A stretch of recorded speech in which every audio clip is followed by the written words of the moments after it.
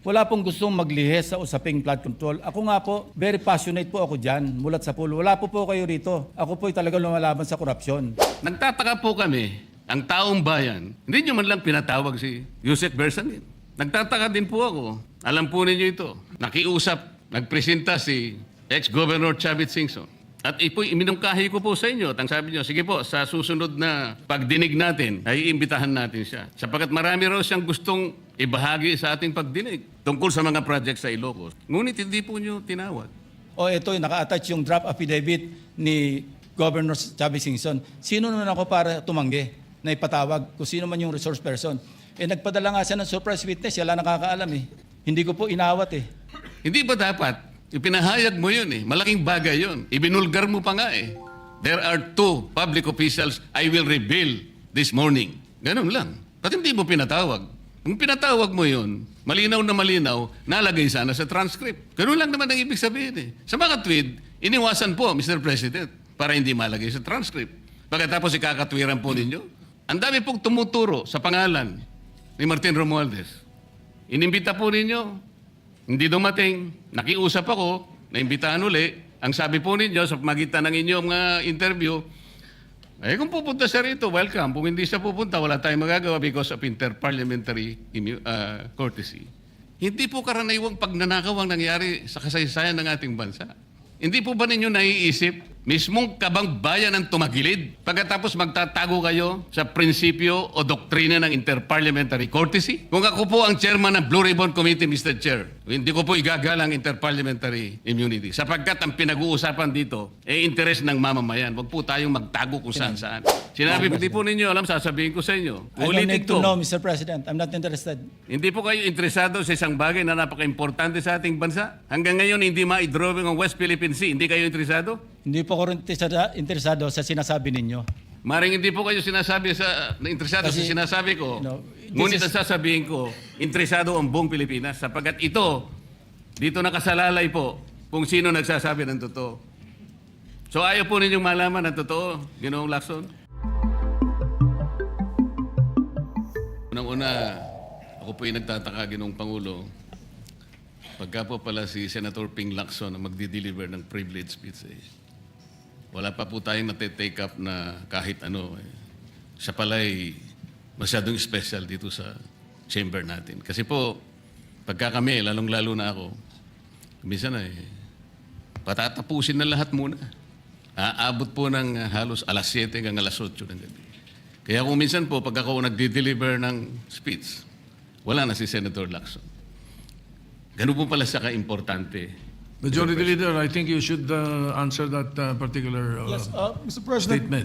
yung privilege speeches, alam mo, dalawang linggo na lang po naiiwan with due respect to Senator Marcoleta. Talagang tinutulak natin yung legislation, una.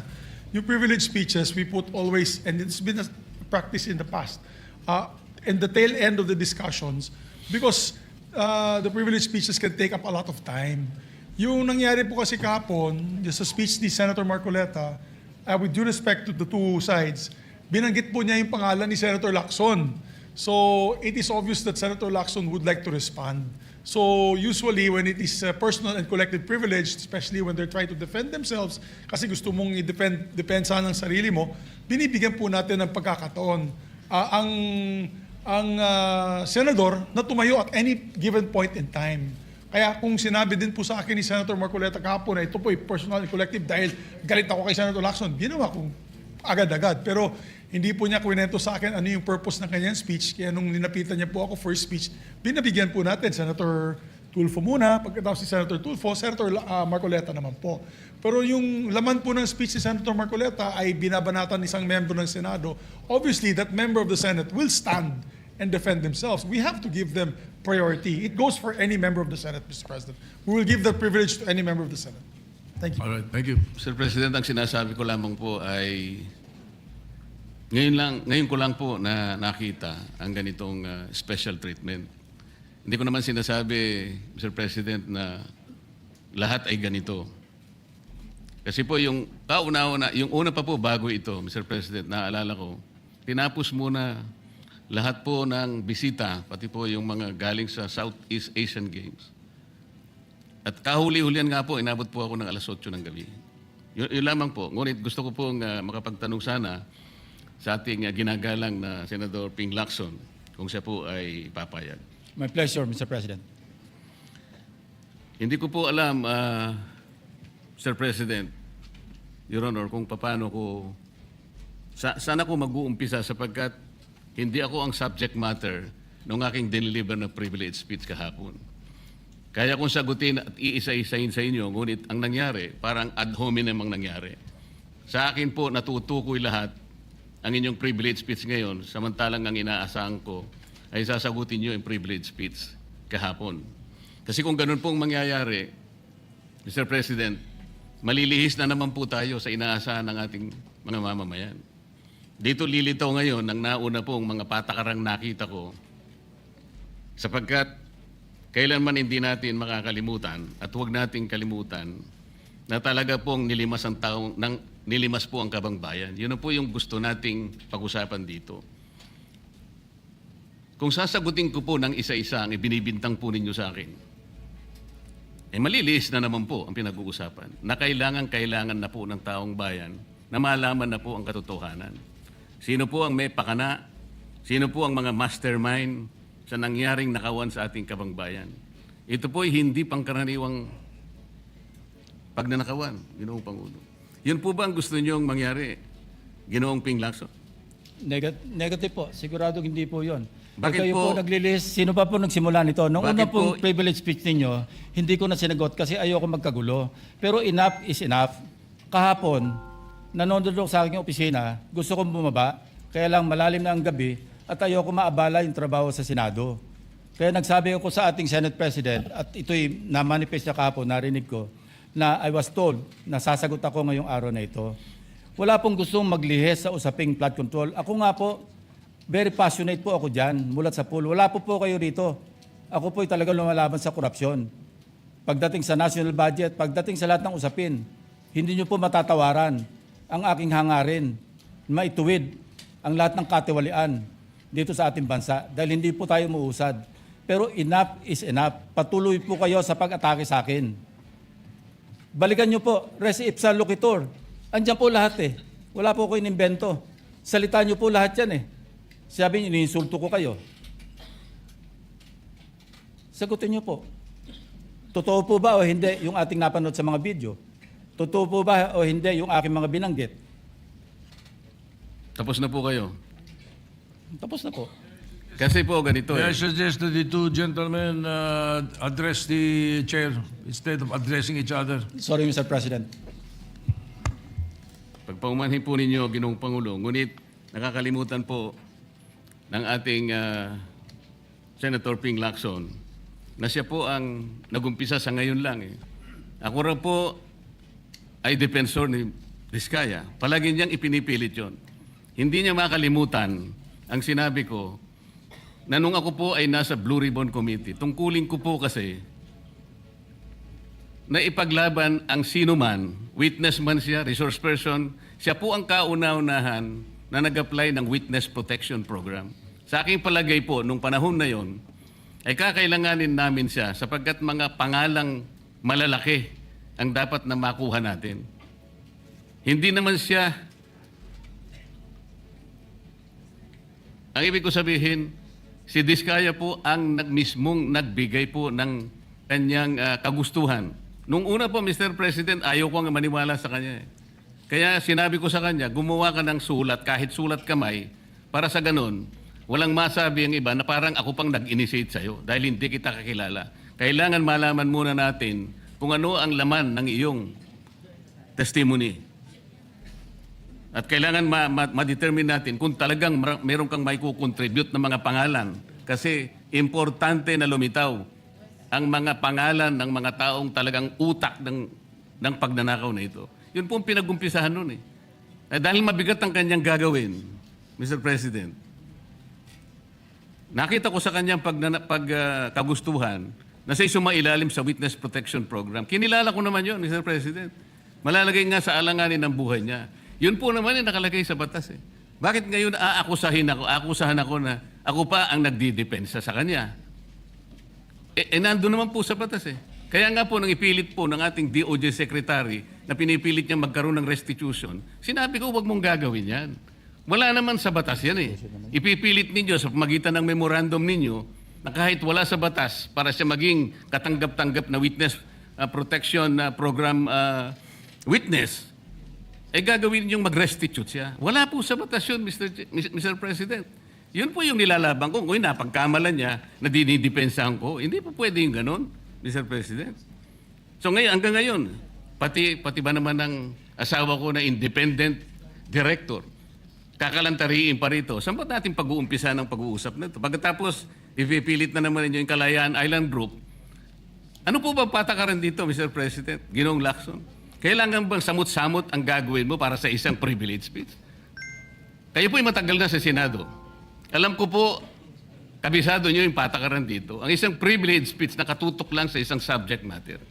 Pero ang gagawin po ninyong samot-samot ito, at pagkatapos ay mag-uumpisa kayo na para bang ang nilalaman ng privilege speech ninyo eh puro ad hominem. Wala po tayong matatapos dito. Ang hangarin po natin dito ay yung subject matter na pinipilit natin sapagkat ito po ang inihintay ng taong bayan. Kung sasagutin ko po ng isa-isa at ang iba po'y sinagot ko na, ay lalayo po tayo. Ang akin pong tinatanong sa aking privilege speech kahapon, ay bakit parang hindi ninyo pinagbigyan ang ibang mga tao na napakarami nilang dapat sabihin para sa ganun malaman natin ang katotohanan. Kayo po ang nagsabi, Senator Lacson, Sir President, napupuntahan natin lahat ng lugar na kung saan ang ebidensya. Hindi po ba kayo po'y nagpahayag noon dito sa plenaryo, Mr. President, Senator Lacson, na sinabi nyo na ang presidente ay name drop ni Yusek Bersamin. Hindi ko man lang po nakita yung kanyang katauhan na ipinatawag nyo dito. Samantalang napakalaki ng dapat niyang ipaliwanag sapagkat kayo po ang nagsabi sa pamamagitan ng pagtitiwala ninyo sa ibinigay na testimony ni Yusek Bernardo na niname drop niya ang presidente. 100 billion pesos po pinag-uusapan dito na kung saan ang porsyentong tinanggap nila sang-ayon din sa inyong pagpapahayag, ay 8 billion pesos. Nagtataka po kami, ang taong bayan, hindi nyo man lang pinatawag si Yusek Bersamin. Nagtataka din po ako. Alam po ninyo ito.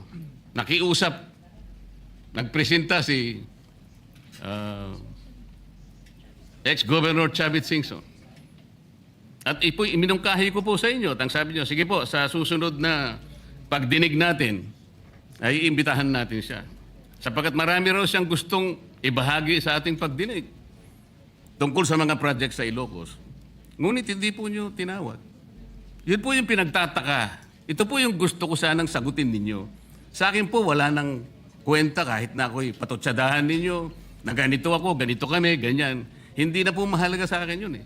Ang mahalaga po, Mr. President, ang taong bayan ngayon na naghihintay ng kasagutan sa maraming katanungan nila kung magagawa pa natin na buklatin lahat ang dapat buklatin. Kilalanin kung sino dapat kilalanin. Ang gusto ko pa po sana, Mr. President, sana sagutin po ninyo, Senator Lacson. May I respond, Mr. President? May I respond, Mr. President? Yes, please, go ahead. Mr. President, Your Honor, have you read the partial committee report?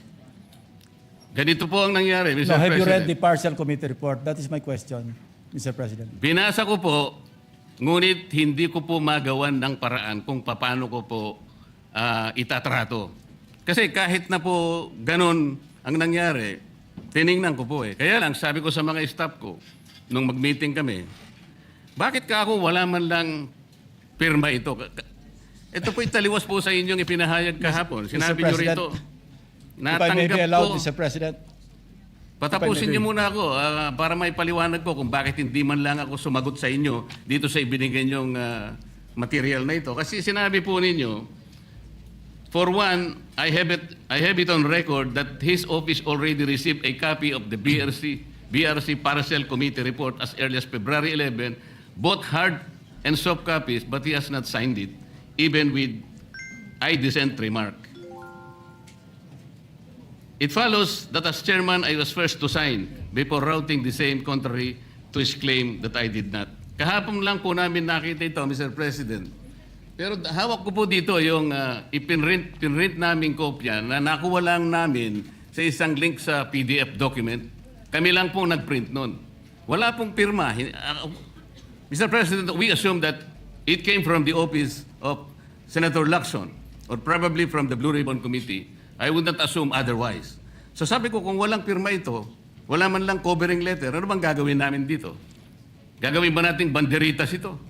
Ganun po ba yung pagbibigay ng isang importanteng dokumento? Kung inaakala po yung importante ito, bakit wala naman pong pirma man lang?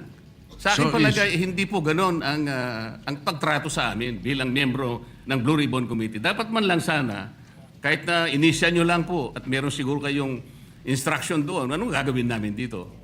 Now, before Senator Lacson responds, will you answer the question? Did you read it or not? That was the question. Yes, Mr. President. You read it? Okay, Senator Lacson, go ahead. Yes, Mr. President. I mentioned it in my privilege speech. Binigyan po natin ng tikitikis ang kopya na may watermark ng kanilang opisina. Una, nagkaroon po tayo ng isang masamang experience na nag-leak yung nauna ng niroute na committee report. So naisip namin, para matunto natin kung saan opisina manggagaling ang leak, bigyan natin ng tikitikis ang kopya. Hindi po talaga pipirmahan yun kasi advance copy po yun eh. Nasabihan po namin ang kanilang mga staff na kapag ready na sila na pumirma at nabasa na nila, hudyatan nila kami, ipapadala namin yung physical or yung hard copy. Nandun po yung signature page, nakapirma po ako doon.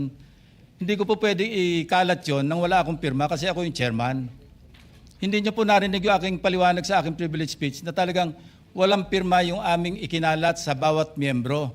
Dahil yon para lang mapabilis kasi 400 pages po, alam ko magtatagal mabasa. So para simultaneously, isipin niyo po Mr. President, kung isang kopya lamang yon na aking igagala sa 17 o 20 miyembro ng Blue Ribbon Committee, isang taon po, baka hindi pa tapos mabasa. So gumawa kami ng nag-devise po kami ng isang pamamaraan para simultaneously, sabay-sabay nila mabasa with the advice to their staff na kapag nabasa na at ready ng pumirma, sabihan kami, dadali namin yung kopya na mayroong signature page at sa kanila pipirmahan. Katunayan kahapon po si Senator Bam Aquino. Binigyan namin sa kanya yung may signature page at pumirma siya. Hindi po matatapos kung yung 467 yata na pages, iisa-isahin namin iikot. Mahirap po. Gumawa na nga kami ng paraan para matakil na sa floor, ma-defend ko, at makamove forward tayo na tulad ng binanggit ko sa aking privilege speech, simula na tayo uli ng mga panibagong pagdinig. Ngayon, sinabi po ni Senator Marcoleta na bakit hindi inimbitahan si Undersecretary Bersamin. Kaya ko po tinanong, kung nabasa niya na yung report, kung meron po siya maipakita sa akin doon sa committee report o doon sa TSN, sa minutes ng pagdinig na nabanggit ang pangalan ni Undersecretary Bersamin. Bukas na bukas din po, o bigyan natin 3-day notice rule. Tatawag po ako ng pagdinig, ipapatawag natin si Undersecretary Bersamin. Ang binabanggit niya po yung aking interpellation sa DBCC, na kung saan si Undersecretary Bernardo gumawa ng personal na sulat kay Pangulong Bongbong Marcos. At sinasabi niya doon na ito yung mga personalidad na alam niya, na naalala niya na mayroong allocable at kung ano-ano pa. Wala po sa Blue Ribbon Committee minutes yun. Sa labas po yan sa plenaryo, sa DBCC, sa National Budget Deliberation. So kung may papakita po sa akin ng ating kasamahan, Senator Marcoleta, na mayroong isang mention sa affidavit o sa salaysay ni Undersecretary Bernardo na binanggit si Undersecretary Bersamin, di tumawag po tayo ng pagdinig at mag-motion siya na ipatawag kung sino man ang gusto niya patawag. Ngayon, si Governor Chavit Singson, wala naman pong paliwanag. Ano po yung ite-testify? Konektado po ba sa issue at hand, which is the flood control projects? Kung konektado po, sana sumulat po siya sa chairman at sinabi niya, ito yung lalamanin ng ite-testify o ito yung naka-attach yung draft affidavit ni Governor Chavit Singson. Sino naman ako para tumanggi na ipatawag kung sino man yung resource person? Nagpadala nga siya ng surprise witness, wala nakakaalam eh. Hindi ko po inawat eh. At Mr. President, No, sandali po, hindi pa ako tapos. At nung hinanap kong pilit, pinagtanong ko yung mga addresses, lahat ng mga kakilala ni Gutesa. At inalam po namin sa pamamagitan ng CCTV footage, baka naman merong sumalubong o merong kasama na pwede natin matunton kung nasan si Gutesa. Ganun po kasi ang aking pagnanais na talagang get to the bottom of this issue. Pero bigla po nawala eh. Ano po magagawa ko? Mr. President, wala nga pong nakasulat doon sa transcript tungkol nga po doon sa binanggit niya sa plenary na pangalang Adrian Bersamin. Paano nga pong mababanggit doon, Mr. President? Hindi nga niya pinatawag eh. Samantalang dapat niyang ipatawag, siya mismo ang nag-highlight. Isip-isipin po ninyo, nagawa po ni Senator Lacson na isama sa plenary debates ng ating 2026 budget. Ganun ka-importante ang bahagi na yun, Mr. President. Hindi ba dapat, ipinahayag mo yun eh, malaking bagay yun, ibinulgar mo pa nga eh. There are 2 public officials I will reveal this morning. Ganun lang. Ba't hindi mo pinatawag? Kung pinatawag mo yun, malinaw na malinaw, nalagay sana sa transcript. Ganun lang naman ang ibig sabihin eh. Sa mga tweet, iniwasan po, Mr. President, para hindi malagay sa transcript. Pagkatapos ikakatwiran po ninyo, kung nasa transcript, di sana, pinatawag ko. Baligtad po ang ginawa ninyo, Mr. President. Katulad din po sa 30, Nara Street sa South Forbes. Ilan po yung binanggit na mga tao doon? Hindi ko po sinasabing totoo yun, pero for purposes of the inquiry and investigation, kung talagang ganun, kalawak ang inyong pananaw. Dahil pati nga po yung pagpunta ni Gutesa, pati CCTV po, pinakita ninyo. And dami po sana ng pagkakataon na nakita sana lahat ng mga binanggit ni Saldico na mga ginamit na sasakyan. Makikita doon sa pagitan ng alas 9 hanggang alas 10 ng umaga. Tawagin natin yung kung sino man yung security agency doon. Pero hindi po ninyo ginawa eh. Pero sasabihin po natin, you wanted to emphasize one point. Kung nasaan ang ebidensya, ay talagang pupuntahan natin. Kayo po ang inconsistent eh. Pagkatapos ako ang sasabihin ninyong inconsistent. Ang dami po eh. Nakiusap ako na, sabi nga natin, ang dami pong tumuturo sa pangalan ni Martin Romualdez. Inimbita po ninyo, hindi dumating, nakiusap ako, naimbitahan uli. Ang sabi po ninyo sa pamagitan ng inyong interview, kung pupunta siya rito, welcome. Kung hindi siya pupunta, wala tayong magagawa because of interparliamentary courtesy. Mr. President, hindi po karaniwang pagnanakaw ang nangyari sa kasaysayan ng ating bansa.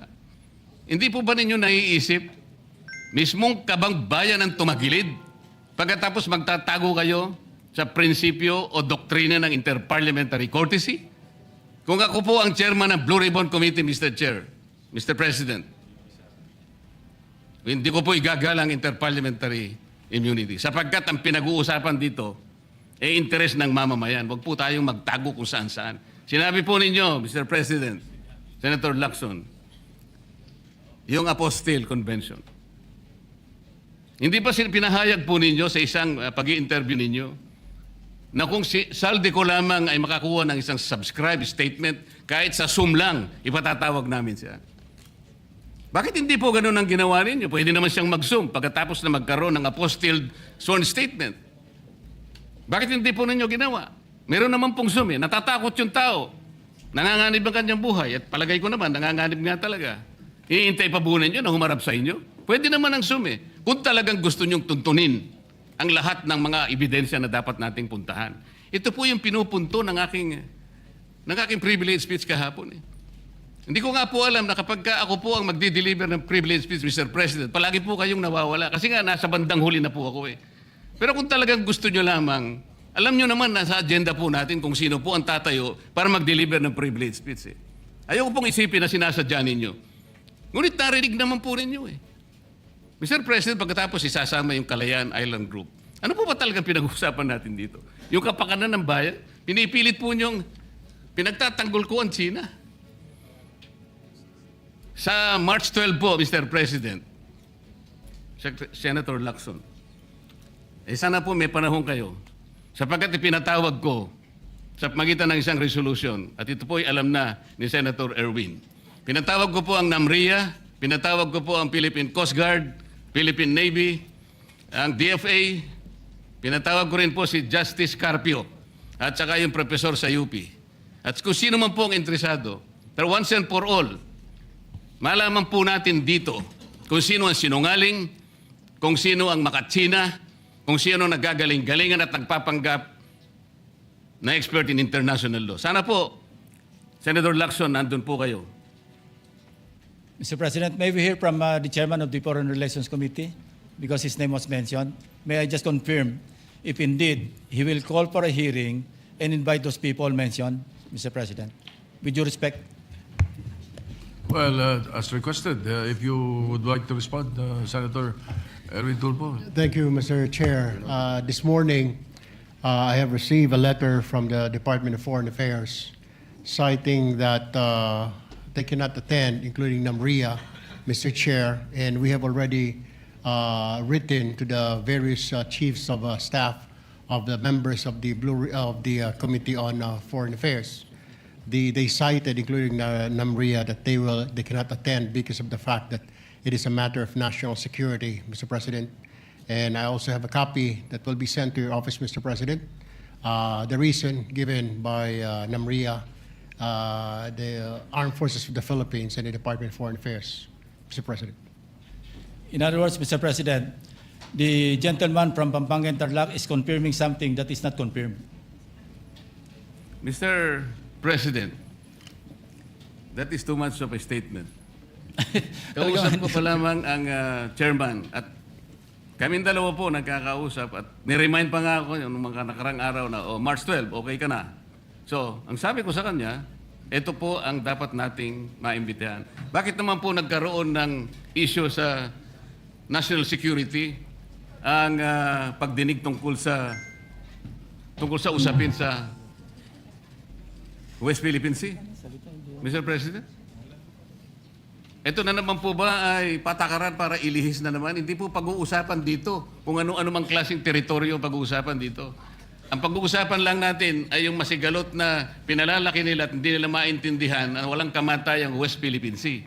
Nakalagay po kasi sa Administrative Order number 29, dated 2012, Mr. President.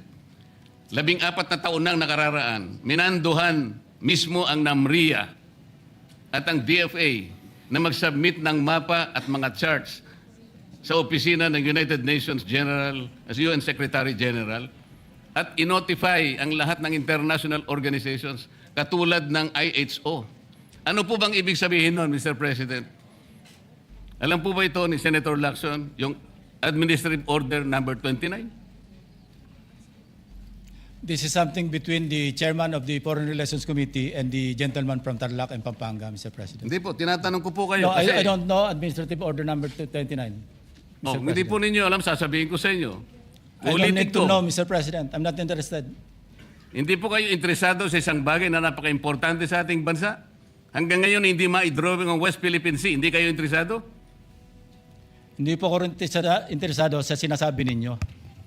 Maring hindi po kayo interesado Kasi, sa sinasabi ko. no, Ngunit ang sasabihin ko, interesado ang buong Pilipinas. Sapagkat ito, dito nakasalalay po kung sino nagsasabi ng totoo. So ayaw po ninyong malaman ang totoo, Ginoong Lacson? Kasi po, Mr. President, ang ipapalabas na naman niya, yung China, may karapatan diyan sa lugar na yan. Kaya ayoko na po marinig kasi ilang beses na po natin narinig yan, medyo masakit na sa tenga eh. Alam po Kaya ninyo, sinasabi ko po, ayoko alam na po ninyo, marinig Mr. kung President, nanggagaling sa kanya, Mr. President. si Senator Lacson po ay, ang pagkakaalam ko, isang magaling na investigador. Eh ngayon po pala yung manghuhula na. Paano po niya nahulaan? Ang sasabihin ko ay, The debate is going into Yeah. motives and all of that. So, motu proprio, the presiding officer declares the session suspended.